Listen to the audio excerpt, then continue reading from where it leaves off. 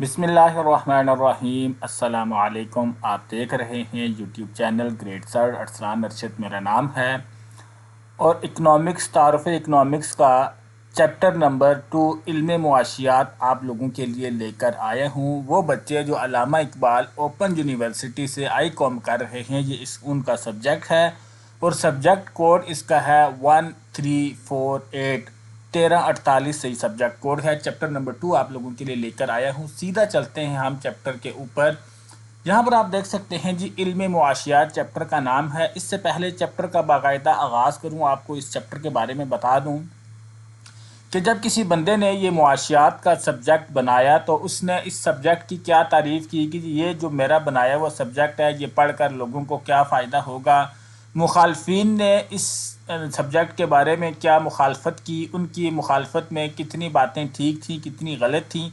आज के इस चैप्टर में यही सारी बातें पढ़ी जाएंगी। तो इसका अगर तारुफ़ की बात करें 2.1 पे जो हेडिंग्स है, यहाँ पर यह है जी, अहले इल्म की बयान करदा तारीफ़ों को अगर जमा किया जाए तो पढ़ने वाला तरह तरह की बोलियों में गुम हो जाता है। ठीक है जी। नसाब में इन तमाम तारीफ़ों के ज़िक्र की गुंजाइश नहीं है, इसलिए हम सिर्फ इन्हीं तारीफ़ों पर कनात करेंगे जिन्हें दीगर तारीफ़ों के मुकाबले में बेहतर समझा गया है। इसमें नकाइस कम पाई गई हैं। तारीफ़ें तो कह रही हैं बहुत सारी हैं, लेकिन आप लोगों को समझाने के लिए सिर्फ वो तारीफ़ें आप लोगों के साथ डिस्कस की जाएंगी जिनमें बेहतरी ज़्यादा हैं और मसले मसाइल या नकाइस कम हैं। 3 ग्रोह ऐसे हैं जो इल्म मुआशियात के बारे में अपनी राय का, अपनी तारीफ़ों का इजहार करते हैं। इसमें तारीफ़ों की कसीर तादाद में से हम इन 3 अहम तारीफ़ों का चुनाव कर लेते हैं। ये 3 तारीफ़ें दर्ज झैल हैं।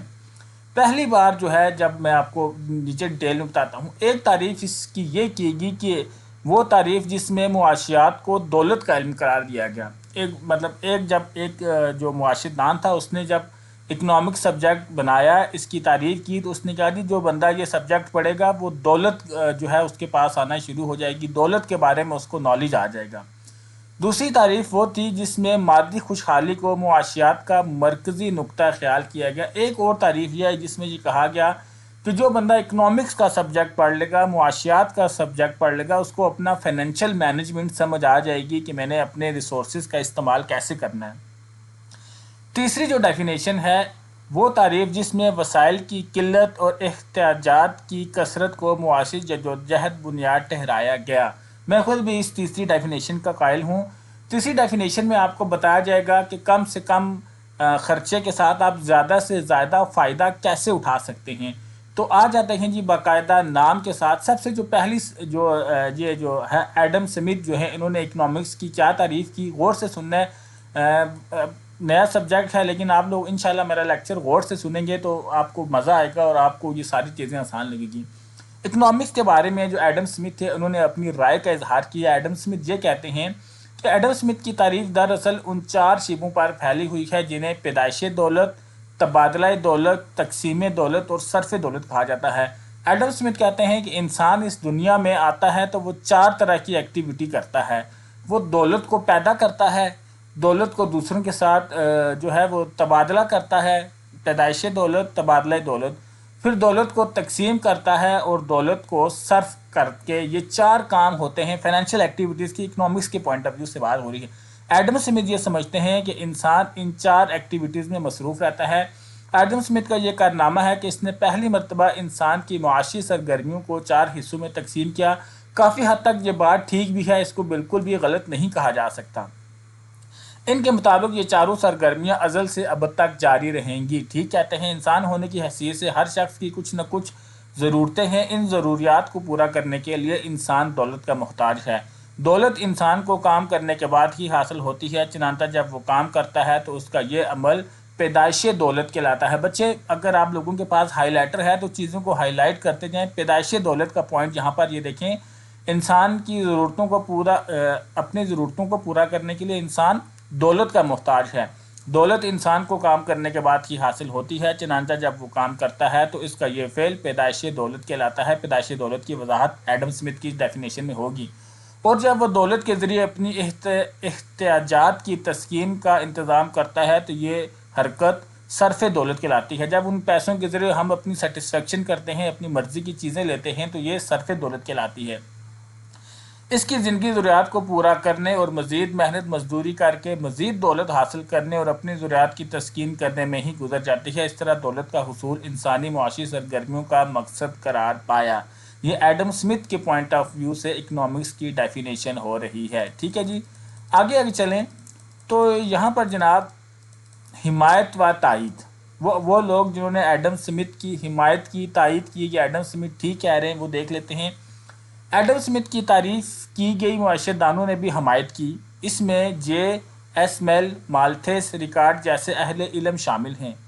ان سب افراد کے مجموعے کو کلاسیکی معیشت دان کہا جاتا ہے۔ وہ تمام لوگ جو ایڈم سمتھ کے اکنامکس والی ڈیفینیشن کی تھیوری پر یقین کرتے ہیں، ان کو کیا کہا جاتا ہے؟ کلاسیکی معیشت دان۔ یہ 5 لائنز آپ لوگ ہائی لائٹ کرتے جائیں، ٹھیک ہے۔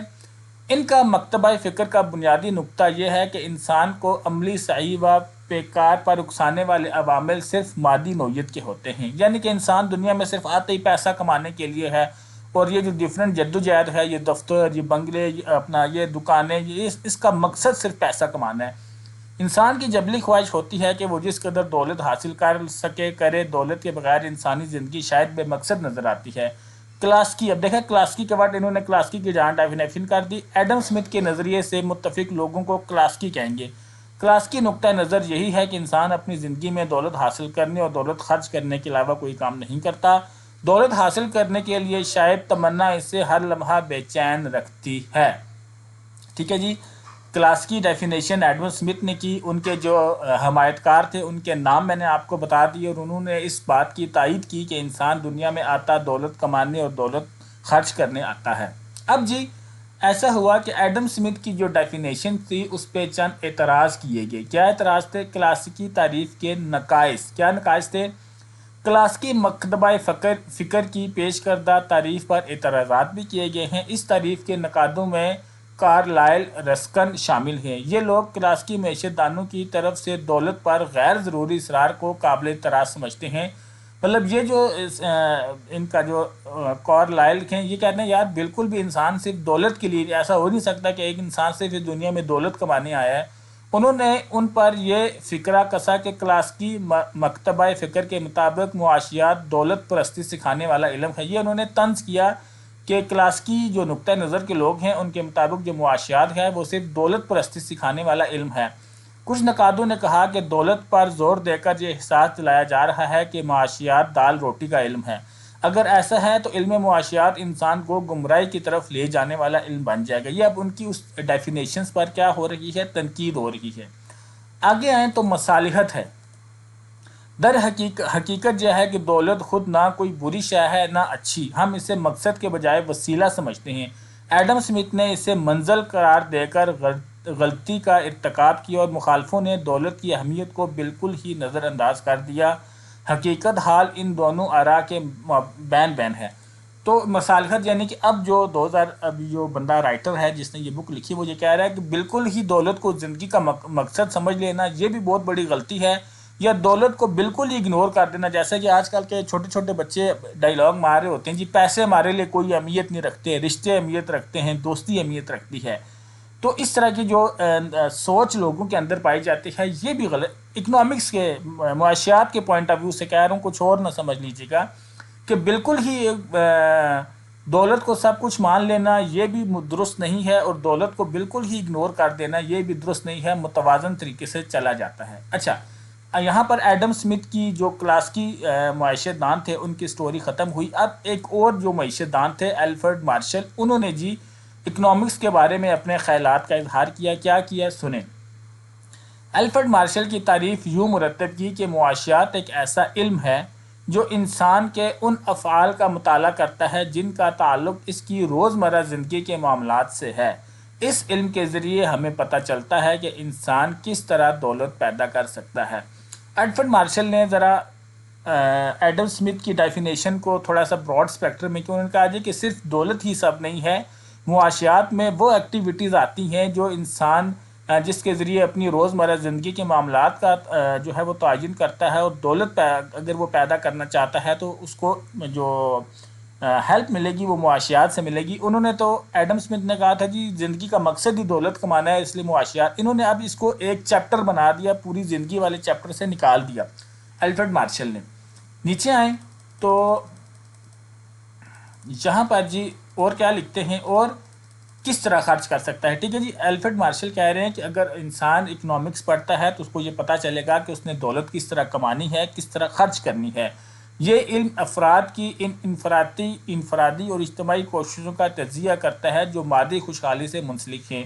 مادی طور پر اگر کوئی انسان خوشحال ہونا چاہتا ہے تو وہ اکنامکس پڑھے گا. یہ الفریڈ مارشل کی مادی ایکٹیویٹی وہی ہوتی ہیں دنیا میں، یہ جو ہم نوکری کرتے ہیں، کسی کا کام کرتے ہیں، اس کے بدلے پیسے لیتے ہیں، یہ مادی ایکٹیویٹی ہوتی ہیں. اچھا، الفریڈ مارشل کی اس تعریف کو بہت مقبولیت حاصل ہوئی. اس کی مقبولیت کی ایک وجہ تو شاید یہ تھی کہ مارشل نے اپنی بیان کردہ تعریف میں دولت کو افضل اور اعلیٰ مقام نہیں بخشا. دوسری وجہ یہ تھی کہ اس نے دولت سے کہیں زیادہ اس بات پر زور دیا ہے کہ انسانی سرگرمیاں زیادہ قدر و منزلت کی حامل ہوتی ہیں. ٹھیک ہے جی. اچھا آگے چلیں تو الفریڈ مارشل کی تعریف کی تشریح یوں کی جاتی ہے کہ ان کے نزدیک کسی معاشرے میں رہنے والے انسان کا طرز عمل ہی وہ اصل نقطہ ہے جس پر غور و خوض کی ضروری ہے. انسان کوئی مخص طرز عمل اس لیے اختیار کرتا ہے اس کے ذریعے ایسے وسائل پر قدرت حاصل کر سکے جو اس کی ضروریات پوری کرنے میں مدد دیں. انسان کی فطری خواہش ہوتی ہے کہ وہ اپنی آمدنی میں اضافہ کرے تاکہ اس سے مادی خوشحالی حاصل ہو.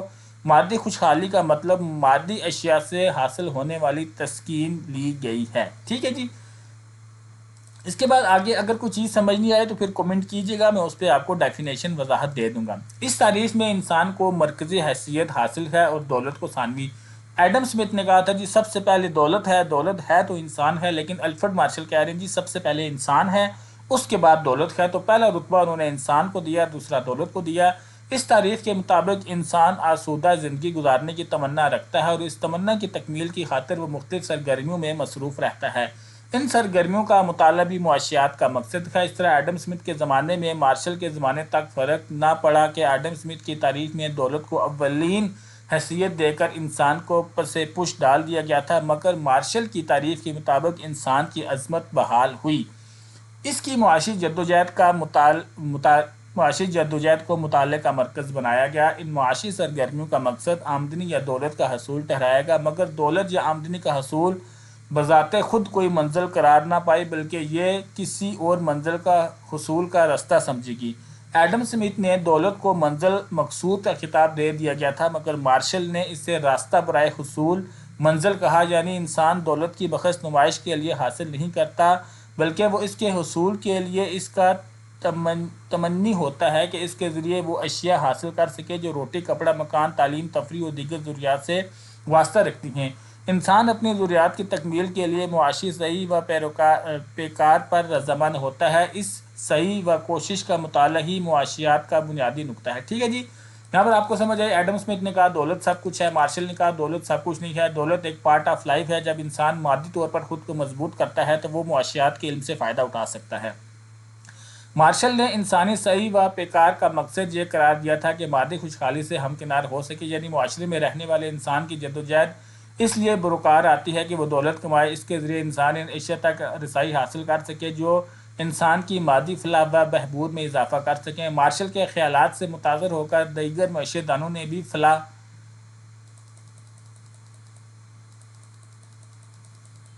انسانی توجہ کا مرکز بنا کر اپنے نظریات پیش کیے. مارشل اور اس کے حامیوں کے گروہ کو مکتبہ بہبود ویلفیئر اسکول کہتے ہیں. ٹھیک ہے جی. ایڈم اسمتھ کو کیا کہا تھا؟ کلاسکی، اور ان کو ویلفیئر اسکول کہا گیا تھا جی. یہ جو ہیں مکتبہ بہبود یعنی کہ ویلفیئر والے، فلاح والے. اچھا، اس ڈیفینیشن کی خوبیاں کیا ہیں پہلے وہ دیکھ لیتے ہیں. یہ آپ میں سے ان تینوں میں سے ایک ڈیفینیشن آپ کے پیپر میں لازمی آئے گی.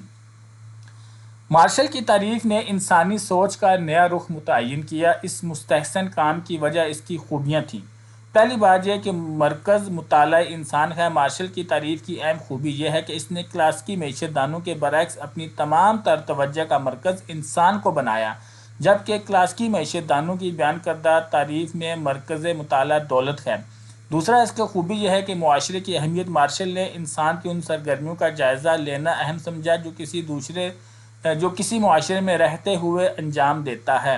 اچھا جی، مادی فلاح میں اضافہ، مارشل کی تعریف کی یہ بھی خوبی پائی جاتی ہے کہ اس نے انسان کی سرگرمیوں کے مقصد کی زیادہ واضح تصویر پیش کی۔ اس کے مطابق انسان اپنی مادی بہبود میں زیادہ سے زیادہ اضافے کا خواہش مند رہتا ہے۔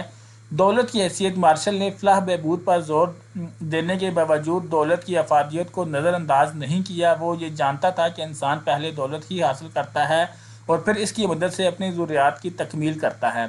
اگلا پوائنٹ ہے جی علم معاشیات کی افادیت۔ یہ مارشل کا کارنامہ ہے کہ اس سے علم معاشیات پر تنقید کرنے والے کی زبان بند کر دی۔ اس نے اس کا مقصد فلاحی انسانی قرار دے کر سوچ کو نیا انداز عطا کیا۔ اب الفریڈ مارشل پر بھی کچھ لوگوں کے جو معیشت دان تھے اس ٹائم، انہوں نے بھی کچھ اعتراض کیے۔ کیا اعتراض کیے آئیں وہ دیکھتے ہیں۔ الفریڈ مارشل کی تعریف کی خامیاں درج ذیل ہیں۔ فلاح کا تصور، مارشل نے فلاح کے لفظ پر زور دیا مگر وہ خود بھی کھل کر اس کی تشریح نہیں کر سکا کہ اس کا صحیح مطلب کیا ہے۔ فلاح کا لفظ تو تعارف کروایا گیا لیکن اس کا سکوپ، اس کی ڈیفینیشن، اس کی لیمیٹیشن یہ مارشل نے کلیئرٹی سے نہیں بتائی کہ کون کون سی چیزیں فلاح کے زمرے میں آتی ہیں کون نہیں آتی۔ اگلی جو ہے جی فلاح ذہنی کیفیت کا نام ہے۔ فلاح در حقیقت کوئی ایسی چیز نہیں جسے ہم دیکھ سکیں یا پرکھ سکیں، یہ ایک ذہنی کیفیت کا نام ہے۔ اس کی حیثیت بھی ویسی ہے جیسے بھوک، پیاس، عقیدت مندی، اخوت اور پیار محبت کی ہے۔ اعتراض الفریڈ مارشل پر دوسرا ہوا کہ جی الفریڈ مارشل نے ایک ایسی چیز کے پیچھے لگا دیا ہے جس کا دنیا میں کوئی وجود ہی نہیں ہے، ایک سوچ ہے، ایک تھاٹ ہے، ایک فیلنگ ہے۔ تو اس طریقے سے ان پر دوسرا اعتراض یہ کیا گیا کہ یہ فلاح تو ذہنی کیفیت کا نام ہے اور کیا پتہ کون سا انسان اپنے ذہن میں کس طرح کی ڈیفینیشن فلاح کی رکھتا ہے۔ تیسرے ہے جی فلاح کی تقسیم۔ مارشل کی تعریف میں مادی فلاح کے الفاظ استعمال کیے گئے ہیں جو قاری کو یہ سوچنے پر مجبور کرتے ہیں کہ کوئی غیر مادی فلاح بھی ہوتی ہے۔ حقیقت یہ ہے کہ فلاح ایک ناقابل تقسیم اکائی ہے، اس کے حصے میں بکھرے نہیں کیے جا سکتے جی۔ ٹھیک ہے جی، مادی سرگرمیاں وہ ہوتی ہیں جن سے انسان کو جیسے روٹی کھانا، کپڑے پہننا، یہ مادی ایکٹیویٹیز ہیں۔ ٹھیک ہے جی، اچھا جس کے بغیر انسان کی زندگی چل نہیں سکتی، یہ مادی ایکٹیویٹیز ہوتی ہیں۔ غیر مادی ایکٹیویٹیز یہ ہوتی ہیں کہ آپ نے کوئی سروسز لے لیں، کوئی انجوائمنٹ، جیسے آپ گئے کسی پارک میں، آپ نے 100 روپے کا ٹکٹ لیا، جھولے میں انجوائے کیا، تو یہ غیر مادی ایکٹیویٹی ہیں۔ ٹھیک ہے جی، مادی اور غیر مادی آپ لوگوں کو سمجھ آیا۔ فلاح میں کمی والی سرگرمیاں، یہ بھی اعتراض کیا جاتا ہے کہ مارشل نے علم معاشیات کا دائرہ صرف ان سرگرمیوں تک محدود کر دیا ہے جو فلاح و بہبود میں اضافے کے ذمہ دار ہیں، لیکن ہوتا یوں ہے کہ معاشیات میں وہ سرگرمیاں بھی زیر بحث آتی ہیں جو فلاح میں کمی کا موجب ہوتی ہیں، مثلاً تمباکو نوشی، افیم کی تجارت وغیرہ۔ ٹھیک ہے جی، انہوں نے اعتراض یہ کیا کہ جی الفریڈ مارشل جی کہتے ہیں وہ تمام سرگرمیاں جو فلاح کے کام کرتی ہیں، اکنامکس ان کے ساتھ ڈیل کرتی ہے، لیکن اکنامکس تو ان چیزوں کے ساتھ بھی ڈیل کر رہی ہوتی ہے جو فلاح کو کے زمرے میں نہیں آتی۔ یہاں پہ جیسے انہوں نے تمباکو نوشی کی بات کی۔ ناصحانہ طرز عمل، آخری جو ان پہ تنقید کی گئی وہ یہ کی گئی کہ مارشل کی تعریف پر پروفیسر رامز نے یہ اعتراض کیا کہ مارشل کی تعریف ناصحانہ طرز عمل کی حامل ہے۔ رامز نے ایسے ناصحانہ طرز عمل کو پسند نہیں کیا، اس کا خیال یہ ہے کہ علم کو غیر جانبدار ہونا چاہیے۔ ٹھیک ہے جی، انہوں نے کہا جی کہ آپ فلاح کی طرف اس کو لے کر جا رہے ہیں، علم کو غیر جانبدار ہونا چاہیے، ہر طرح کے لوگوں کے لیے جو ہے وہ علم ہونا چاہیے۔ اب رابنز نے جب الفریڈ مارشل پر تنقید کی تو پھر رابنز نے اس اکنامکس کی خود ایک ڈیفینیشن دی 1934 میں، وہ کیا تھی آئیں اس کو دیکھ لیتے ہیں۔ پروفیسر رابنز نے 1934 میں معاشیات کی ایک نئی تعریف پیش کی۔ پروفیسر رابنز نے کہا کہ معاشرے میں رہتے ہوئے انسان سب سے اہم معاشی زندگی گزارتا ہے جس کے 4 اوصاف ہیں۔ معاشی زندگی کی 4 خصوصیات ہیں۔ ٹھیک ہے جی، اس میں پہلا پوائنٹ انہوں نے یہ کہا جی کہ آپ کی انسانی خواہشات ہوتی ہیں، ان خواہشات کو پورا کرنے کے لیے وسائل محدود ہوتے ہیں، انسان کی تمام ضروریات یکساں اور اہم نہیں ہوتی، وسائل کو متبادل طور پر استعمال کیا جا سکتا ہے۔ آئیے اب ان خصوصیات کا تفصیلی جائزہ لیتے ہیں۔ رابنز نے جو اپنی ڈیفینیشن دی وہ 4 پوائنٹس پہ دی کہ انسانی خواہشات، ان خواہشات کو پورا کرنے کے لیے وسائل، انسان کی تمام تر ضرورتیں یکساں نہیں ہوتی اور وسائل کو متبادل طور پر استعمال میں لایا جا سکتا ہے۔ اب اس میں اگر نیچے آ جائیں تو کثیر احتیاجات انسان معاشرتی جانور ہے، معاشرے میں رہتے ہوئے اسے گو نہ گو چیزوں کی ضرورت ہوتی ہے۔ تاریخ گواہ ہے کہ ہر دور میں انسانی ضروریات میں اضافہ ہی ہوتا گیا، حاجات کا یہی سلسلہ یوں ہی رواں دواں رہتا ہے۔ ٹھیک ہے جی، تو اس میں جو سب سے پہلا یہ تھا کہ انسانی خواہشات، آپ دیکھیں انسانی خواہشات آج سے اگر 10 سال پہلے آپ تھے تو آپ کی خواہش یہ ہوتی تھی کہ میں وہ بٹن والا جو نوکیا کا موبائل ہے وہ لے لوں، لیکن آج آپ لوگوں کی خواہش یہ ہے جی میرے پاس آئی فون 50 پرو میکس ہونا چاہیے۔ تو انسان کی خواہشات ہیں وہ ہمیشہ کم نہیں ہوتی، بڑھتی ہی رہتی ہیں۔ اس کے بعد دوسرا جو پوائنٹ ہے وہ ہے جی محدود ذرائع، لامحدود احتیاجات یا خواہشات، آپ کیا احتیاجات کا مطلب خواہشات ہے کو پورا کرنے کی غرض سے انسان جب اپنے ذرائع پر نظر ڈالتا ہے تو اسے یہ دیکھ کر سخت مایوسی ہوتی ہے کہ اس کے وسائل نہایت کمیاب اور قلیل ہیں، یعنی کہ کم ہیں۔ چنانچہ معترض اعتراض کی تشفی کی خاطر وہ اپنے وسائل میں کفایت پر مجبور ہے۔ ٹھیک ہے جی، جب آپ آئی فون پرو میکس لینا چاہتے ہیں، جیب میں آپ ڈالتے ہیں تو آپ کا بجٹ ہی 20-30 ہزار روپے کا ہوتا ہے، تو پھر آپ مجبور ہو جاتے ہیں کہ کم ترین وسائل کے ساتھ آپ کوئی اوپو کا یا ویوو کا موبائل لے کر زندگی میں آگے بڑھیں۔ اس کے بعد ضروریات کی غیر یکساں اہمیت، دیکھیں ضروریات کی ہر بندے کے لیے ہر چیز کی ویلیو ایک جیسی نہیں ہوتی۔ مثال کے طور پر میرے پاس کوئی بھی فون نہیں ہے، میرے لیے جو ویوو کا اسمارٹ فون ہوگا 2 سم والا، کیمرے والا، 4 GB ریم والا، میرے لیے وہ میرے پاس سب کچھ ہے، لیکن وہ انسان جس کے پاس ویوو کا فون پہلے سے ہے اس کے لیے آئی فون سب کچھ ہوگا۔ یعنی کہ ایسا نہیں ہو سکتا کہ ہم جو خواہشات کا سکوپ ہے اس کو فکس کر دیں، تو ہر انسان کے لیے خواہشات کا سکوپ الگ ہے، ہر انسان اپنی مرضی کے حساب سے کسی چیز کو زیادہ اہمیت دے رہا ہے، کسی کو کم دے رہا ہے۔ نہ صرف انسان کی ضروریات لامحدود ہیں بلکہ ان کی اہمیت بھی ایک جیسے نہیں، مثلا خوراک، پوشاک، رہائش، سفر، تعلیم، انشورنس وغیرہ کی اہمیت یکساں نہیں ہوتی۔ جس بندے نے 2 دن سے کھانا نہیں کھایا، اگر آپ اس سے پوچھیں گے تو اس کی سب سے بڑی جو خواہش ہے، سب سے بڑی جو وہ کھانا ہوگی کہ یار مجھے کھانا مل جائے۔ ٹھیک ہے، تو ہر انسان اپنی سچویشن کے حساب سے اپنی خواہشات اور ان کا سکوپ جو ہے وہ ایڈجسٹ کرتا ہے۔ اس کے بعد آگے بات کریں گے وسائل کا متبادل استعمال۔ ضروریات کو تسکین دینے والے ذرائع نہ صرف قلیل ہیں بلکہ ان کی خاصیت یہ بھی ہے کہ ان کو متبادل طور پر استعمال کیا جا سکتا ہے، یعنی کوئی بھی ایک ذریعہ ایک سے زائد اغراض کی تشکیل کے لیے استعمال کیا جا سکتا ہے۔ مثلا قطع اراضی پر کپاس بھی بوئی جا سکتی ہے، وہ رہائش کے لیے بھی کام میں لایا جا سکتا ہے۔ آئیے خصوصیات کا تذکرہ کرنے کے بعد اب ہم معاشی مسائل کی طرف آتے ہیں۔ ٹھیک ہے جی، رابنس نے یہ کہا کہ انسانی جو خواہشات ہیں وہ 4 چیزوں پر ڈیپینڈ کرتی ہیں۔ یہ 4 پوائنٹس میں نے آپ کو بتائیں۔ اب اس پر جو معاشی مسئلہ ہے اس پہ رابنس کی کیا کہتے ہیں؟ پروفیسر رابنس کے مطابق ان 4 خصوصیات کے بیک وقت اکٹھا ہونے پر معاشی مسئلہ پیدا ہوتا ہے۔ اس نقطہ کی وضاحت اس طرح کی جا سکتی ہے کہ مندرجہ بالا خصوصیات میں سے کسی ایک خصوصیات کو یکے بعد دیگرے غائب کر کے دیکھا جائے، آیا مفروضی حالات میں بھی معاشی مسئلہ پیدا ہوتا ہے یا نہیں۔ اب مفروضے کی بات کریں تو پہلا مفروضہ یہ ہے، assumptions جس کو کہتے ہیں، کہ سب سے پہلے ہم فرض کر لیتے ہیں کہ رابنس نے جو ڈیفینیشن بیان کی، اب اس کے اندر سے نقص نکالنا، اس کی برائیاں نکالنے یا اس میں جو کمیاں ہیں وہ نکالنے کی بات ہو رہی ہے۔ سب سے پہلے ہم یہ فرض کر لیتے ہیں کہ رابنس کی بیان کردہ وہ پہلی شرط موجود ہی نہیں ہے جسے اس نے اغراض کا لامحدود ہونا کہا، تو ہم یہ مفروضہ قائم کر لیتے ہیں کہ انسانی خواہشات لامحدود ہونے کے بجائے محدود ہیں۔ ٹھیک ہے جی، یہ جو احتیاجات کا لفظ ہے اس کو میں خواہشات کہوں گا تاکہ آپ لوگوں کو سمجھ آئے۔ ایسے حالات میں دیگر شرائط سابق بدستور رہتے ہوئے انسان کے لیے اپنی خواہشات کو پورا کر لینا واقعی آسان ہوگا، کیونکہ محدود خواہشات کو محدود ذرائع سے بآسانی پورا کیا جا سکتا ہے۔ اس طرح انسان کو یہ پریشانی لاحق نہیں ہوگی کہ اس کے ذرائع تھوڑے ہیں اور مقاصد بہت زیادہ ہیں۔ چنانچہ خواہشات اور وسائل دونوں کے محدود ہونے کی شکل میں معاشی مسئلہ وجود میں نہیں آئے گا۔ ٹھیک ہے جی، اس پہلا مفروضہ یہ ہے کہ میں آپ کو ذرا اپنے بھی بتاؤں، آپ کو سمجھ آئے کہ رامز نے کہا تھا جی خواہشات جو ہیں وہ لامحدود ہیں اور وسائل محدود ہیں۔ ہر بندے کی خواہشات لامحدود نہیں ہیں۔ دیکھیں ہر بندہ جو ہے وہ اس کی کوئی وجہ مجبوری، مجھے پتہ ہے کہ یار میری سیلری اگر 40,000 ہے تو میری خواہشات بھی میری سیلری کے اندر ہی ہیں۔ تو انہوں نے کہا تھا جی یہ تو ایک assumptions کی بات ہو سکتی ہے، رابنس کا ذاتی سوچ ہو سکتی ہے کہ ہر بندہ جو ہے وہ لامحدود خواہشات رکھتا ہے۔ اگر کوئی بندہ محدود خواہشات رکھتا ہے تو وہ اپنے محدود وسائل میں اس کو پورا کر سکتا ہے، اس لیے یہ رول جو ہے یہ اپلائی نہیں ہوگا۔ دوسرا مفروضہ کیا ہے اس کو دیکھ لیتے ہیں۔ دوسرا مفروضہ یہ ہے کہ اب ہم یہ مفروضہ قائم کرتے ہیں کہ معاشی زندگی کی دوسری خصوصیات موجود نہیں ہے، یعنی خواہشات کی تکمیل کے لیے جو ذرائع پائے جاتے ہیں وہ محدود ہونے کے بجائے لامحدود ہیں۔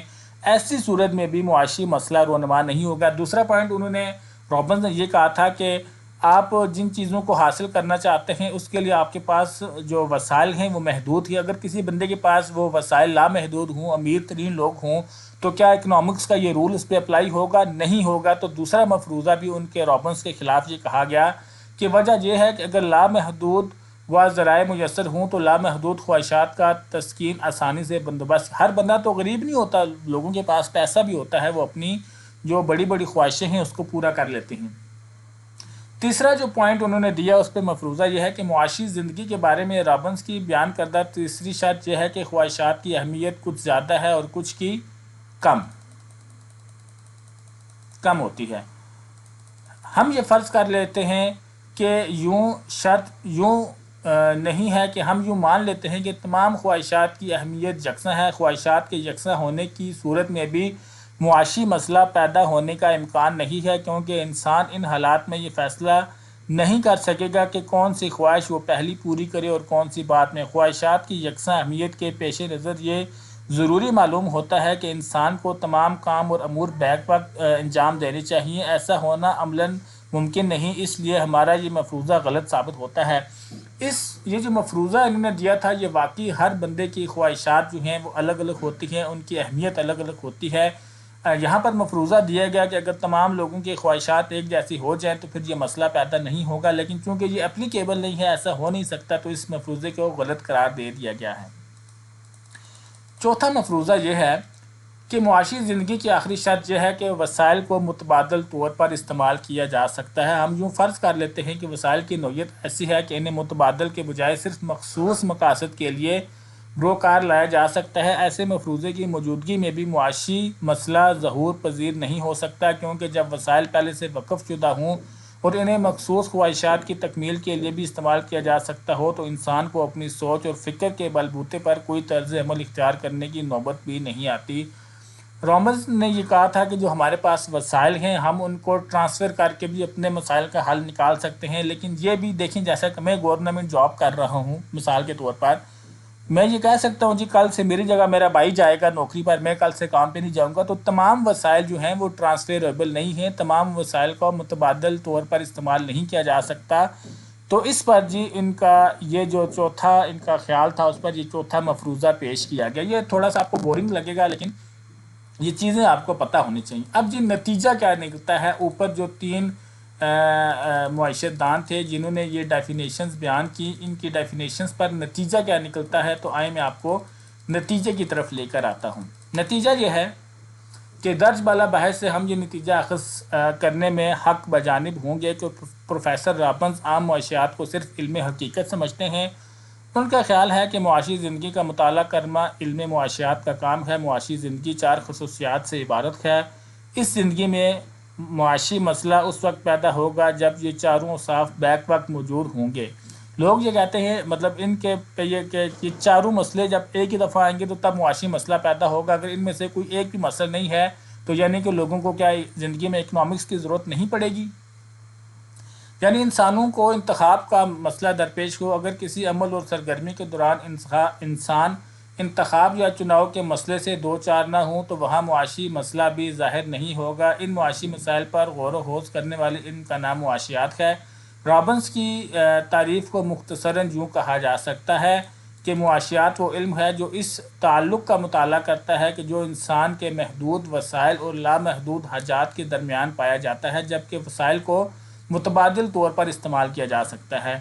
خوبیوں کی بات کریں تو پروفیسر رابنز کی وضع کردہ تعریف کی بالعموم دوسری تعریفوں پر سبقت دی جا سکتی ہے۔ اس کی وجہ تعریف کی چند نمایاں خوبیاں ہیں جو کہ درج ذیل ہیں۔ یعنی کہ یہ جو تین معیشت دان تھے جنہوں نے اوپر تعریفیں کی، اس میں سب سے زیادہ جو پسند کیا گیا جس کو مانا جاتا ہے وہ رابنز کی ڈیفینیشنز ہے۔ کیونکہ یہ زندگی کے قریب ہے۔ وہ پوائنٹس دیکھتے ہیں کہ کن پوائنٹ کی بنیاد پر رابنز کی جو ڈیفینیشنز ہے اس کو مانا گیا۔ حقیقت پسندانہ تعریف، یہ تعریف عملی زندگی کے نقطۂ نظر سے حقیقت پسندانہ ہے۔ اس تعریف میں زندگی کی ان حقیقتوں کی طرف اشارہ کیا گیا ہے جن کا ہم روزانہ مشاہدہ کرتے ہیں۔ اس کے بارے میں دوسرا پوائنٹ یہ ہے کہ دائرۂ بحث کی وسعت۔ رابنس کی تعریف نے معاشیات کے نفس مضمون کو وسعت بخشی۔ نیم کلاس کی معیشت دان معاشیات کے دائرہ کار میں صرف ان سرگرمیوں کو شمار کرتے تھے جو الفرڈ مارشل تھے نا، انہیں نیم کلاس کی معیشت دان کہا جاتا ہے۔ جو پہلے تھے ایڈم اسمتھ، انہیں کلاس کی معیشت دان، الفرڈ مارشل کو نیم کلاس کی معیشت دان۔ یہ سارے نام آپ لوگوں نے یاد رکھنے، آپ سے کسی نہ کسی طرح پوچھے جائیں گے۔ تو نیم کلاس کی معیشت دان معاشیات کے دائرہ کار میں صرف ان سرگرمیوں کو شمار کرتے ہیں جو مادی فلاح میں اضافے کا سبب بنتے ہیں۔ انہوں نے ان افعال کے علاوہ دیگر مصروفیات کو معاشیات کے زمرے سے خارج قرار دیا، مگر رامز نے ہر اس عمل اور حرکت کا مطالعہ کرنے کے قائل ہیں جو کثرت خواہش اور قلت وسائل سے وجود میں آتا ہے۔ میں نے آپ کو پہلے کہا تھا احتیاجات کو میں کہوں گا ضرورت کی، چونکہ کثرت خواہشات اور قلت ذرائع کے معاملات ہر انسان کو عملی زندگی میں پیش ہیں۔ اس طرح اس تعریف کا دائرہ کار کا کل انسانی زندگی تک پھیلا ہوا ہے۔ ان کی پوائنٹ پر جو چوتھا ہے وہ یہ ہے کہ غیر جانبدار تعریف۔ رابنس نے اپنی وضع کردہ تعریف کی روح سے معاشیات کو علم الحقیقت بنا دیا۔ رابنس کے مطابق معاشیات کا مقصد صرف معاشی حقائق کا تجزیہ کرنا ہے۔ اس سے اس بات سے غرض نہیں ہوتی کہ کوئی ضرورت یا خواہش اچھی ہے یا بری، نہ ہی اس کا کام یہ بتانا ہے کہ کس خواہش کی تکمیل کی جائے اور کس سے ترک کیا جائے۔ دیکھیں جی، جس بندے نے سگریٹ پینے اس نے پینے ہی پینے، تو علم کا معاشیات کا یہ کام نہیں ہے کہ وہ لوگوں کے اندر تفریق کرے کہ جی آپ یہ کام کریں، آپ یہ کام نہ کریں۔ یہ لوگوں کے خود کے اندر ہے۔ ہم صرف ان کو یہ بتا سکتے ہیں کہ مادی یا غیر مادی خواہشات کی تکمیل کے لیے لوگ، یعنی ہم سے مراد اکنامکس یہ بتا سکتی ہے کہ مادی یا غیر مادی خواہشات کی تکمیل کے لیے لوگ کیا کر سکتے ہیں۔ کسی بھی علم الحقیقت کا یہی کام ہوتا ہے کہ وہ وسائل اور معاملات کا غیر جانبدارانہ مشاہدہ کرے۔ یہی حال رابنس کی تعریف کی روح سے معاشیات کا ہے، جو کثرت خواہشات اور قلت وسائل کے باعث رونما ہونے والے مسائل کے بارے میں غیر جانبدارانہ رویہ اختیار کر لیتی ہے۔ اچھا جی، اب اس کی خامیاں ہیں۔ میرے خیال سے یہ چیپٹر ختم ہو جائے، میرا گلا بالکل جواب دے گیا ہے۔ چلیں جی، ابھی ہیں 2 پیجز ہیں۔